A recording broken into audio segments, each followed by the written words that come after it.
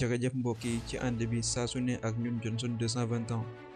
mënees nañu wax la fin d'une vie mais pas d'un règne. Edson Arantes do Nascimento ñu gën ko xamee ci Pelé juddu ci ñaar fukki fan ak ñett weerum octobre atum 1940 daal di na fi bawoo tey di alxames ñaar fukki fan ak juróom-ñeent ci weerum décembre atum 2022 fan yi ñu weesu wér-gi-yaramam dafa xawoon jagadi ba taxoon ci ñaar fukki fan ak benn ci weerum décembre bi ñu weesu médecin yi ko doon suivre doon xamle ni feebar bi ko tëraloon di cancer du côlon teg ci insuffisance rénale ak cardiaque ñu ngi doon am njeexital bu baax ci wér-gi-yaramam. Pelé mënees nañ ko jàppee roi bu musta folleeku ci ba muy am fukki at ak juróom-ñaar ca atum 1958 la njëkk football coupe du monde bu njëkk mu nekkoon joueur bu gën a néew ci ay at buy bokk ci compétition bi ni mel doomu France bii di Kylian Mbappé sax defu ko. Le roi Pelé moo doon joueur bu njëkk jël ñetti yoon coupe du monde ci at yi may waaj a lim 1958 1962 ak 1970 lu kenn mënta def ba léegi bokk na ci ay recordam itam 1200 buts yu mu jot a dugal ci ay compétition yu bokkul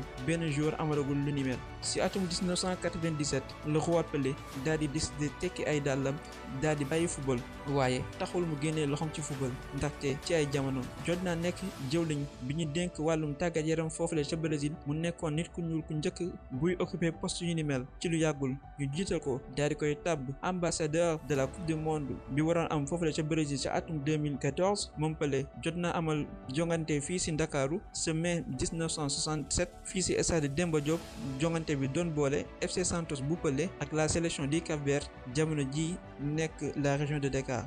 jërë ngeen jëf.